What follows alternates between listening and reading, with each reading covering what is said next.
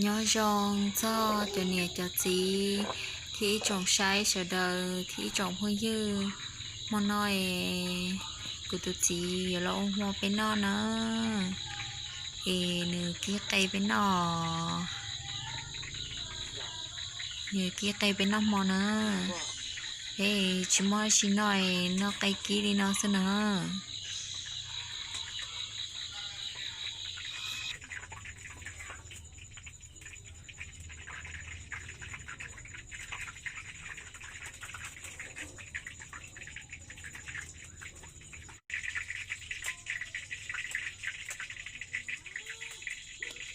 kia cây đi nó sợ cháu không dư chỉ mua chỉ nói chị nó cây kia đi nó xin nữa em nên rồi bên nó cây kia ok á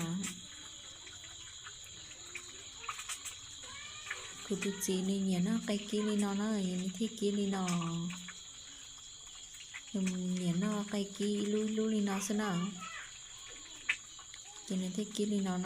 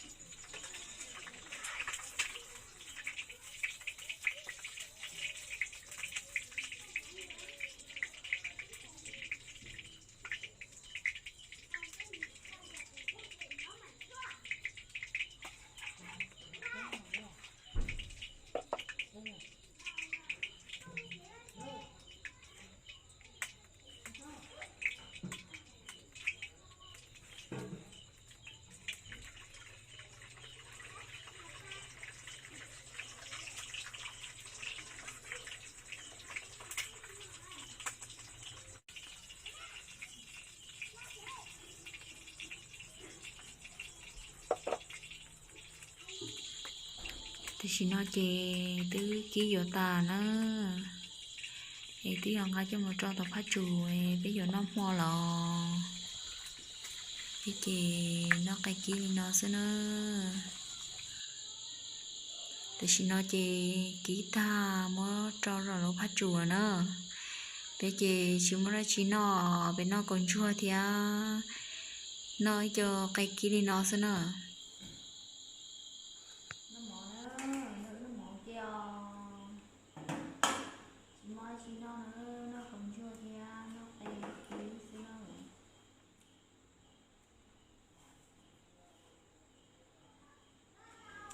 kia nữa giống không như nữa nó mỏng cho cây kia xin đó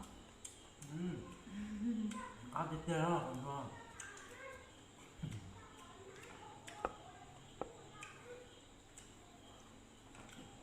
cái đây không chẳng có cua nhớ tao món nào không mỏng có nè nó mỏng cho cây kia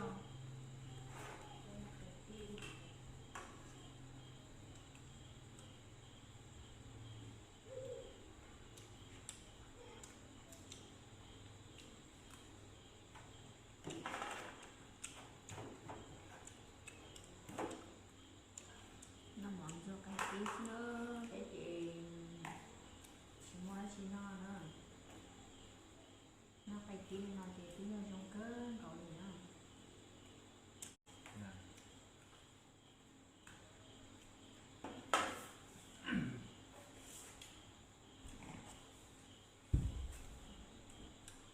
giờ còn chỗ nào là át mới thế nào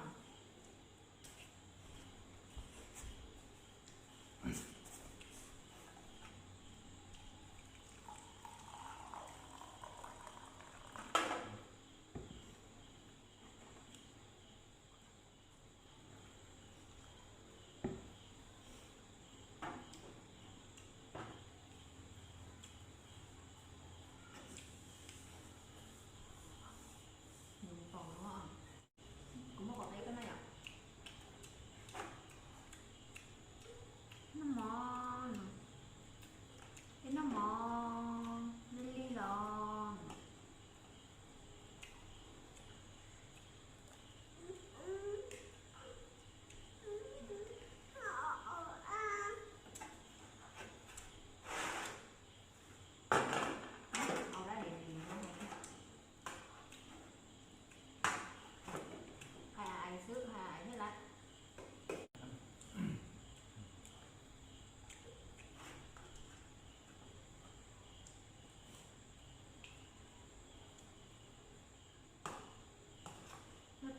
mò kia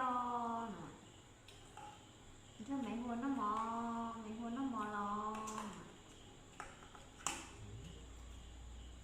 Wow. mẹ hôn nó mò cho có cây sữa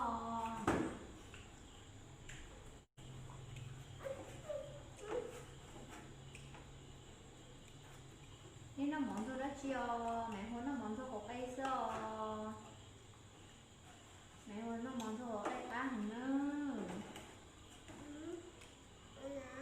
nó có cái đàn nó không ta rồi có gì cái đàn nó gì nhỉ có gì sắp tới rồi nhá nó mới cơ rồi nó giờ cái đàn nó này có gì đi nhỉ có gì có cây ký thường nhỉ có nói con nào hả cái gì dùng được còn con nhá có chim bự hợp ra này có bự nói gì dùng tỏ mà bây giờ vậy bự hợp ra nào Một cuốn. bây giờ cũng muốn tập với bự hợp ra thì khi chỉ tỏ nào đây để có hai con nó con nhện nó cười nhỉ Con cô. nó mẹ ha cái gì đó khải này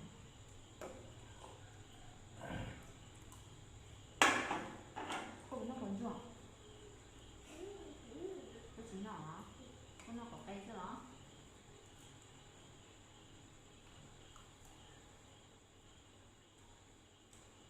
Ok. Ai rồi à?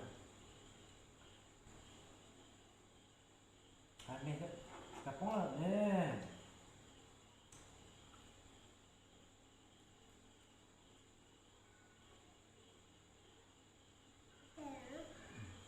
Mà.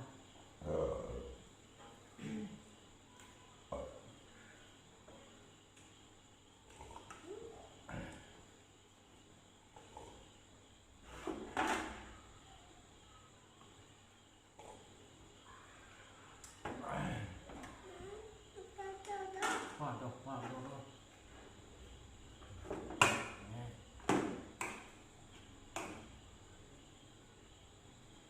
Chỉ phải đầu. thì cái này có chơi ở đây có nhỏ vậy cái gì nào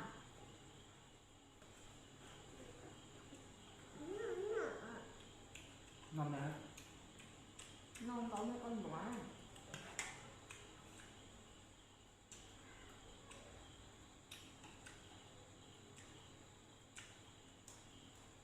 Năm mở.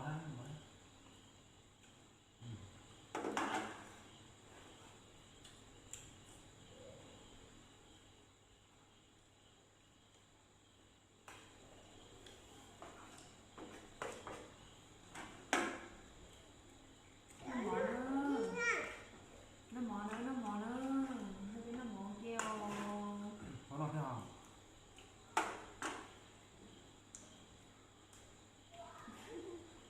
có đi nữa ta Năm này hết. Tà có đi lắm mà năm còn thôi ha. nó mò đôi giá nhanh nữa nó mò đôi giá bị cái gì có liên nữa hả